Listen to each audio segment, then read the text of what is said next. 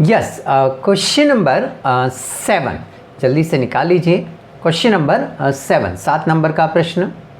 Okay, देखिए question में उसने हमें सबसे पहले लिख कर दिया है prepare cash book with bank column from the following transaction.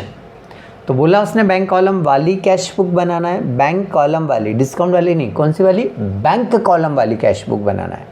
तो सबसे पहले हम ऊपर क्या करेंगे, इसका हेडिंग लिखेंगे। हेडिंग में हम लिखते हैं डबल कॉलम कैश बुक, नीचे लिखते हैं हम with cash and bank column.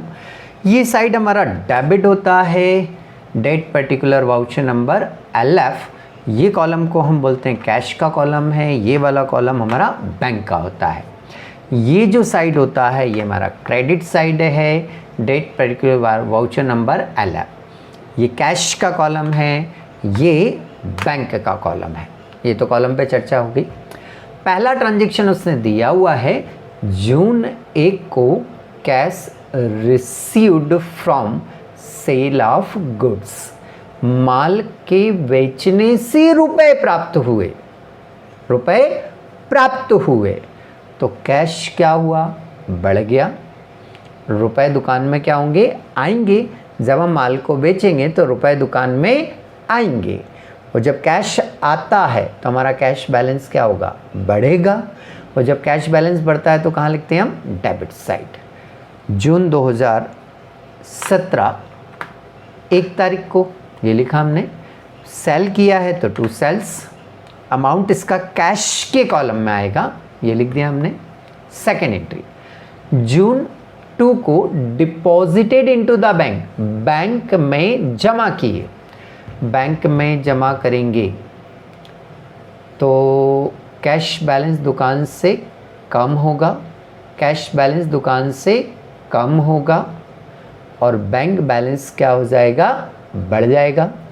तो कैश पे भी इफेक्ट पड़ रहा है, बैंक बैलेंस पे भी इफेक्ट पड़ रहा है, दोनों तरफ लिखना पड़ेगा। दोनों तरफ लिखना पड़ेगा मतलब पुलिस काउंटर एंट्री करनी पड़ेगी। दोनों तरफ लिखना पड़ेगा मतलब क्या करना पड़ेगी, काउंटर एंट्री करनी पड़ेगी। तो चलिए करते हैं। तारीख क्या दे रखी, जून 2 को। पहले दोनों तरफ डेट लिख देते हैं हम, दोनों तरफ डेट लिख देते हैं हम।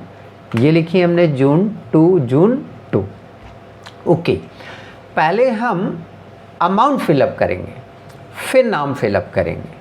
तो चलिए, दुकान से कैश उठाया, दुकान से कैश उठाया, तो कैश बताओ, पहले कैश के बारे में सोच लो, क्योंकि पहला स्टेप कैश है। दुकान से कैश उठाया तो ये पहला स्टेप हुआ ना, जमा तो बैंक में बाद में होगा। तो कैश के बारे में सोचो आप, कैश क्या हुआ दुकान में से, बोले सर कम हो रहा है। कैश क्या हो रहा है, कम हो रहा है।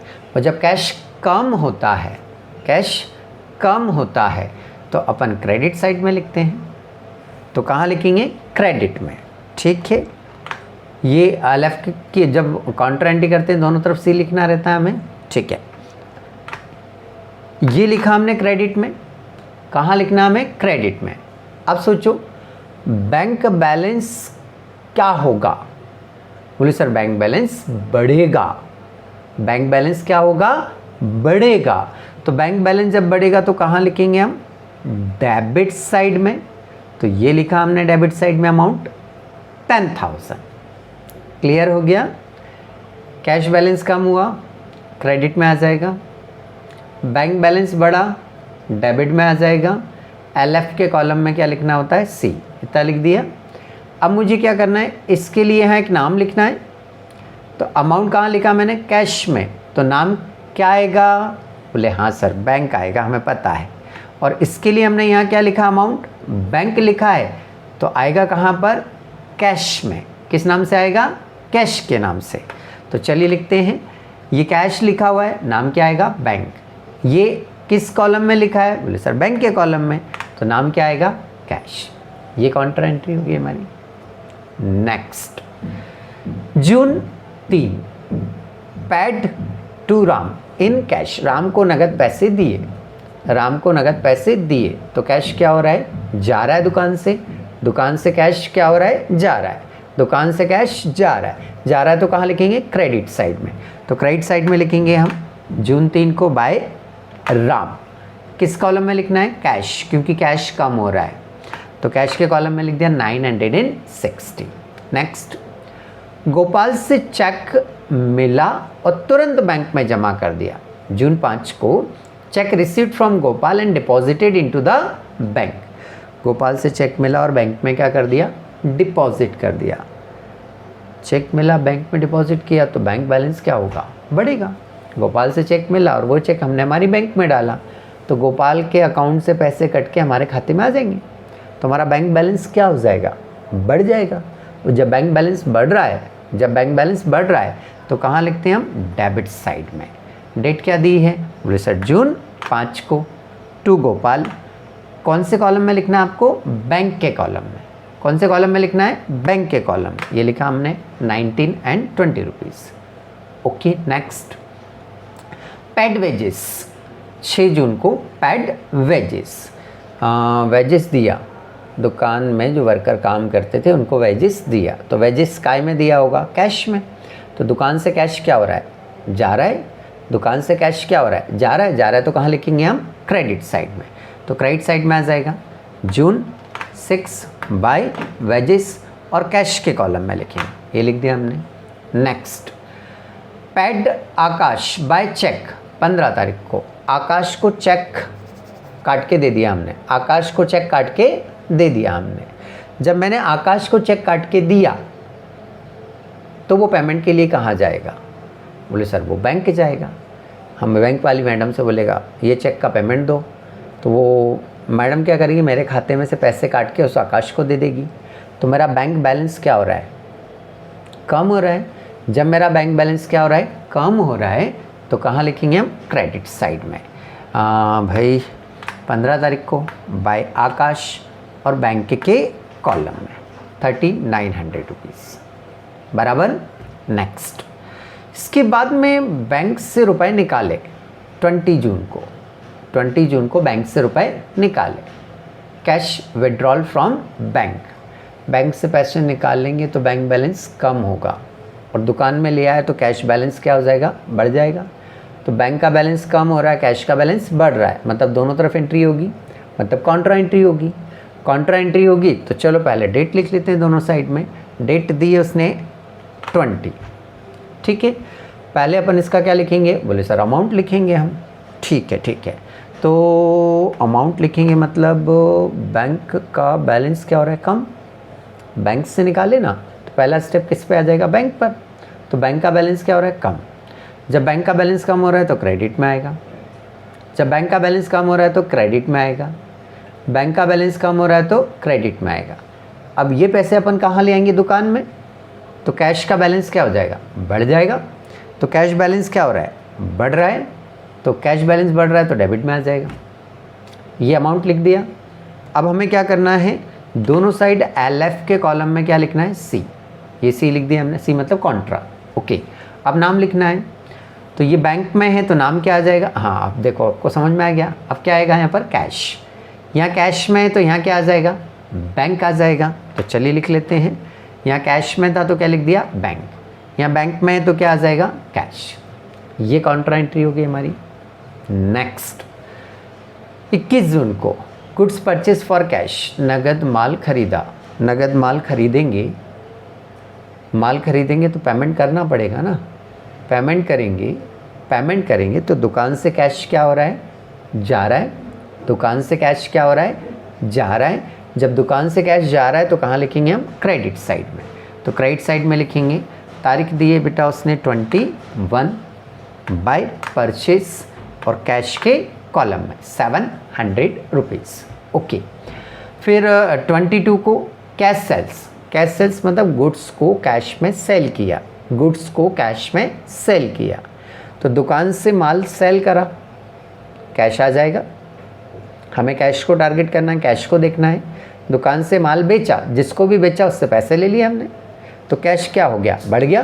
कैश आ रहा है हमारे पास। कैश क्या हो रहा है? आ रहा है। और जब कैश आता है तो कहाँ लिखते हैं हम? डेबिट साइड में। तो डेट है भाई 22 जून, टू सेल्स और कौन से कॉलम में आएगा? कैश के कॉलम में 1000 रुपीज़।